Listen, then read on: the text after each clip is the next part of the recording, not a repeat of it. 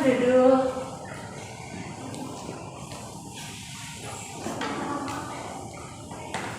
Selamat siang Mbak. Selamat siang juga.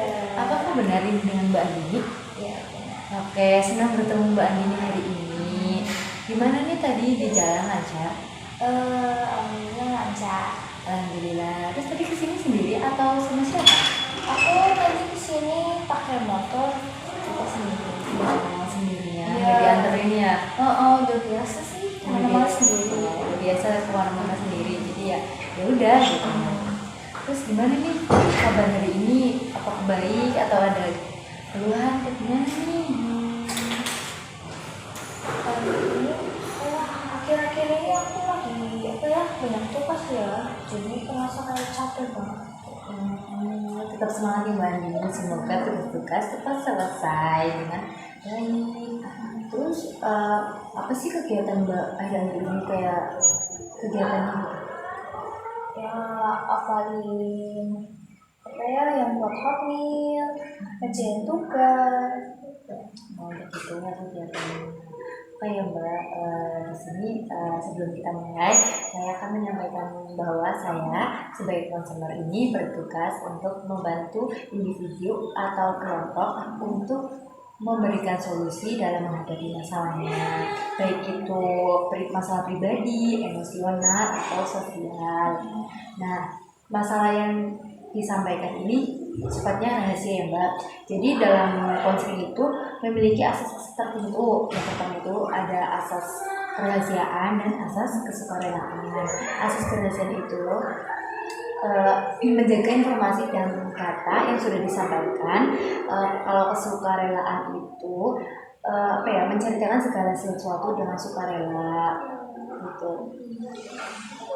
Di sini saya sudah menentukan waktu sesi konseling itu sendiri ya. Kita punya waktu 30 sampai 40 menit. Nah, di situ Mbak bisa menceritakan hal-hal yang ingin dibicarakan dengan saya. Nah, mungkin itu ya Mbak, bisa diceritakan untuk kegiatan hari ini itu seperti apa, atau ada hal-hal yang kurang nyaman. Akhir-akhir ini aku Capeknya kenapa ya Mbak? Apa ya sih bisa bikin kamu capek? Aku gara-gara semua yang datang bersamaan, kayak kan ini di UAS kan Iya. jadi tugasnya banyak, sama juga hafalan dan hotmail kan udah lagi aku kan Jadi Mbak di sini mau hotnya, terus Mbak di sini kayak dikejar-kejar semuanya ya. Iya. Iya sih, saya paham dengan kondisi Mbak. Mungkin itu emang berat ya, cukup berat karena mereka kejadian itu kayak waktunya bersamaan gitu loh. Jadi di sini Mbak merasa, aduh gimana ya bisa melakukan semuanya atau enggak gitu.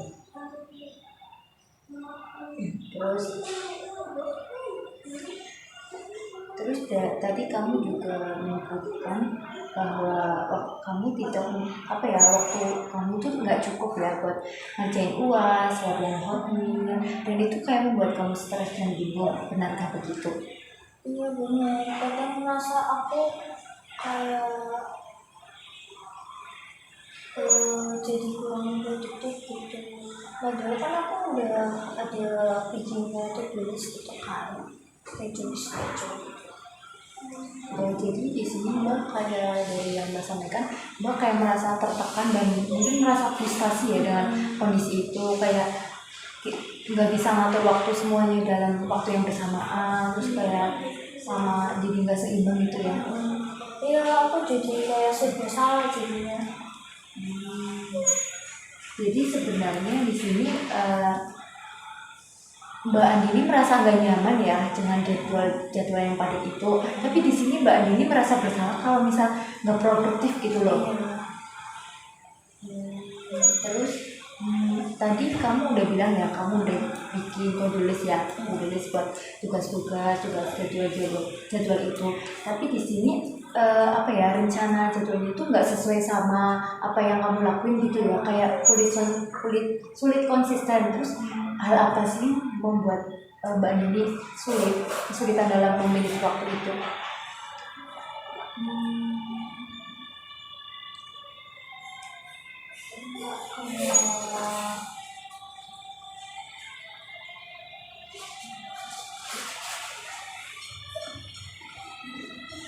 Mungkin kayak aku bikin jadwalnya lalu padat gitu ya, karena aku pengen cepet-cepet semuanya selesai gitu. Oh, jadi Mbak Dia di sini kayak buat jadwalnya tuh kayak ya udah intinya langsung segini udah selesai semuanya. Tuh harapannya bisa selesai semua, tapi malah bikin kayak capek, malah kayak capek duluan, kayak stres sendirian gitu ya. Nah, saya senang sih Mbak Dini bisa mengenali hal itu. Artinya tuh Mbak Dini sadar kalau apa ya, keinginannya untuk berubah terus sama pengen lebih baik lagi loh, kayak jadwalnya lebih diperbaiki lagi, terus biar lebih produktif lagi.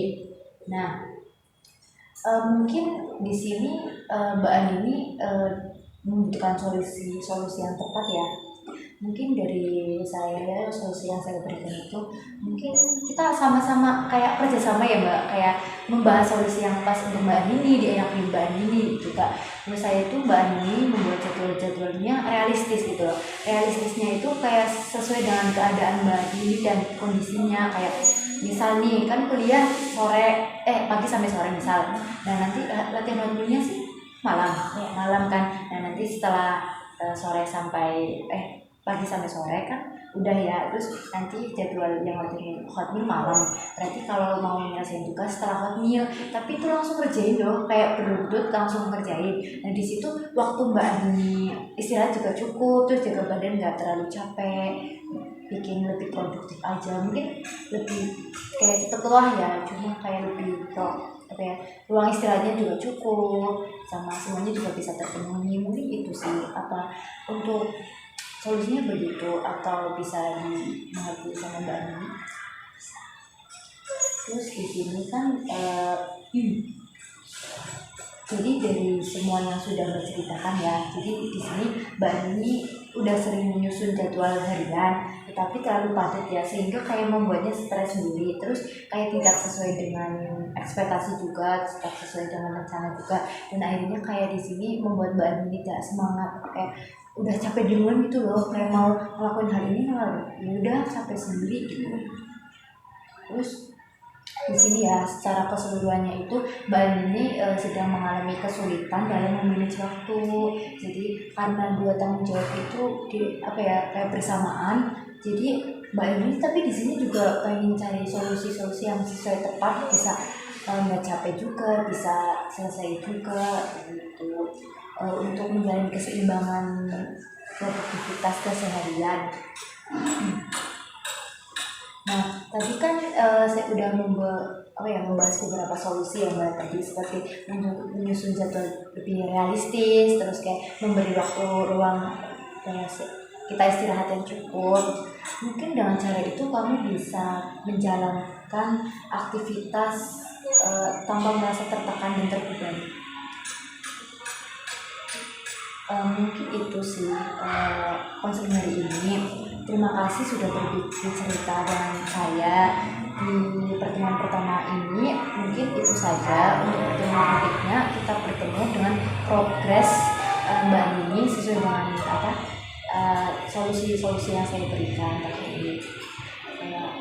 Tetap semangat ya, semoga kamu bisa menjalankan UAS selesai, modul selesai, semuanya bisa terrealisasi dengan baik. Oke, terima kasih. Sampai jumpa.